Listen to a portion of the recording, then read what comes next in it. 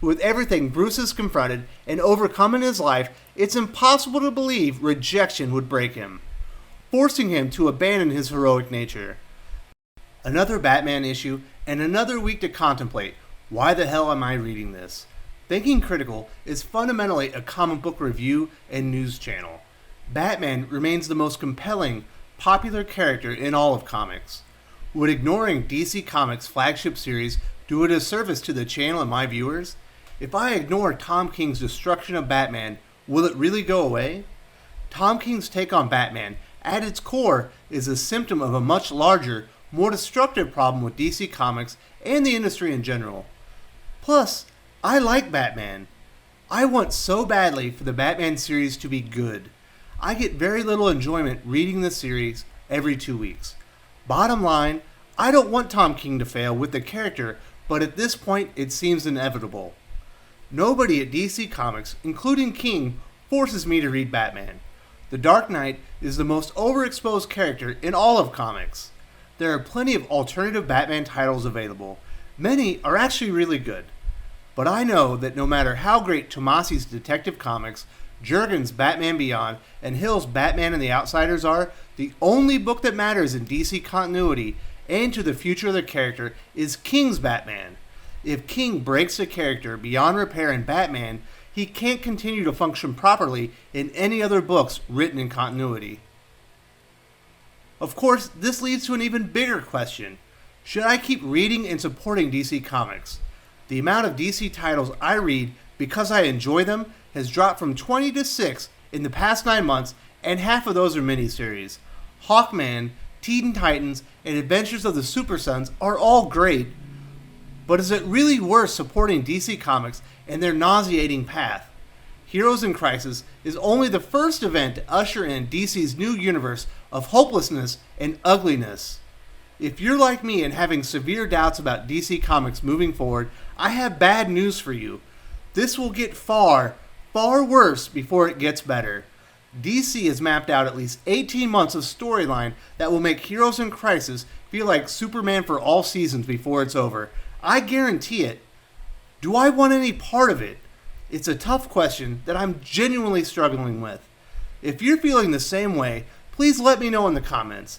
I can't be the only one thinking Year of the Villain is going to be infinitely more damaging than King or Bendis' destruction of Batman and Superman. Sorry, but sometimes you just have to let your frustrations out. Let's get into Tom King's Batman number 71. Tom King is pseudo-recreating the events of Knightfall, but on a much darker scale, if that's possible. In Knightfall, Bane didn't break Batman. He orchestrated events, and Batman broke himself, trying to do what was right and save the cities of Gotham. After Batman broke, Bane took the husk of what was left and broke his back. Batman destroying himself, trying to save people, is heroic. In King's take on the story, Batman is being destroyed mentally because he was left at the altar. Bruce can't accept Selina left him and believes Bane orchestrated the event. Nothing about Bane's plan has been about using Batman's heroic nature against him. It's Bruce creating a fake villain because he can't accept she left him, and he's breaking mentally more and more each issue. Recently, King said his story will alter Batman for generations. My theory is, when this is over, Batman will be schizophrenic, suffer dissociative identity disorder, or some other severe mental health malady. This is my take on the direction of the series and the hallucinations Batman is frequently suffering. This is a terrible direction for any heroic archetype, and I hope I'm reading this all wrong. One of the reasons I've come to this conclusion is the amount of continuity errors each issue now. This issue, Batman uses the bat signal to shoot a red beam in the sky. The signal was destroyed by Gordon back in issue 60. There are also many characters who shouldn't be where they're depicted, such as Hush and Man-Bat in Arkham Asylum in issue 70. The volume of errors has to be intentional and part of Batman's mental breakdown. Batman number 71 tells two concurrent stories, one in the real world and one in Bruce's head. There's a story of Barbara Gordon gathering the Bat family to aid Bruce, and a story of Bane confronting Batman at Wayne Manor in Bruce's head. Michael Janin illustrates the Bat Family story, and he's really great in this book. Jorge Fornes illustrates the other story and is equally fantastic. The new normal at DC Comics is to waste supremely talented artists on terrible writing. I'm quickly coming to the conclusion that artists are the creative giants in comic books. The Robert Venditti and Dan Jurgens of the industry are few and far between. Anyway, Barbara learns from her father that Batman sent the red bat signal and disappears.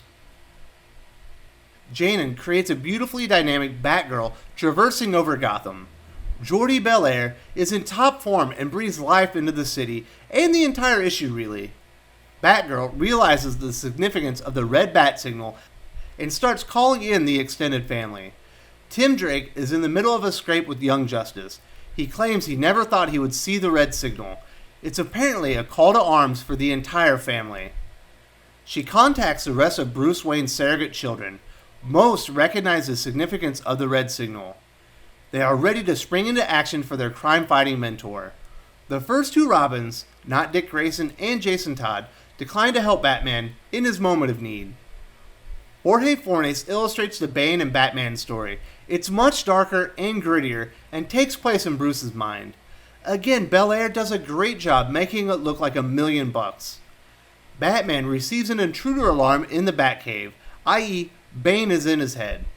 He puts his uniform on and heads to the dining room to find Bane. Bruce threatens to break Bane's back.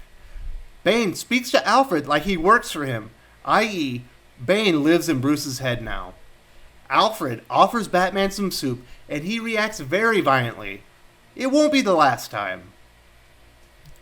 Batman and his understudies meet on a rooftop and he gets a sit-rep on the team. He informs them Bane has taken Arkham and prisoners are roaming free, and that he's secretly taken the city. He tells them he was held for weeks before escaping. He explains his dead father, Thomas Wayne, is even helping Bane. Batman explains the team will take back Arkham. The team follows him, but most of them must be suspecting something isn't quite right with Bruce at this point. Batman calls out to Bane as he kicks in the doors to Arkham. The team make a grand entrance as Batman exclaims the team are onto his ruse and are here for him, to watch him fall. A confused Arkham staff greet the team of Gotham's finest warriors. Batman once again believes he's been bested by Bane and made to look a fool. After a very lackluster conflict with Bane, Alfred tends to Batman and explains he supported him all his life because he knew he would win. He then informs Bruce he's lost. It symbolizes that Bane broke Bruce mentally. Alfred, playing the role of Jiminy Cricket, is his conscience admitting defeat. Barbara explains she hacked into the Arkham servers and there is no evidence of anyone getting out of their cells. Further, Bane was a wreck prior to Batman beating him into a coma. Bruce claims Alfred will back up his story about Thomas Wayne. Barbara explains she talked to him and he recalls nothing. Alfred claims ever since Selina left him at the altar, he's been worried about Batman. Tim Drake offers a helping hand to his friend in his time of need. He tells Bruce he knows he loved her. Batman screams, "You don't know a damn thing." He punches Tim Drake out in a fit of rage. Barbara Gordon and the rest of the Bat family look on in pure shock. In his mind, Alfred explains, "Can you not see? He's broken you." Bruce has been driven over the edge and is striking his family now. There will be ramifications for striking Tim Drake. When is the last time Batman did anything heroic? This is almost as bad as what Bendis did to Superman and his family, and it's just the beginning. The narrative structure of this issue is actually pretty good. King and the artist do an effective job telling the story as coherently as possible. King's characterization of Batman continues to miss the mark by a mile. With everything Bruce has confronted and overcome in his life, it's impossible to believe rejection would break him, forcing him to abandon his heroic nature. This is heading for very dark territory, even by Batman standards. This is easily the best issue of Batman in 2019.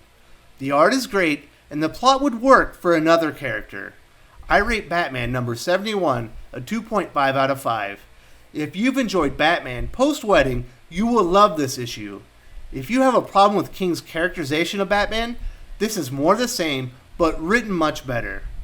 I'm not ready to abandon DC Comics, but I am fully prepared for just how dark Batman is going to get, and I know I'm going to hate it. Join me in my panel of experts this Saturday at 10 a.m. Eastern Standard Time, right here on Thinking Critical YouTube. We're going to debate Marvel's X-Men reboot and its effects on the comic book industry. We're always live and unfiltered, and we'll break the X-Men reboot down from every possible angle. Hope to see you there. If you enjoyed this video, please give it a like. I would appreciate it very much. It helps us attract more views for the channel. Subscribe for future commentary, comic book news, and reviews. And don't forget to ring the bell for notifications. If you want to talk comics, movies, and much, much more, you can follow me on Twitter at Wes_from_TC.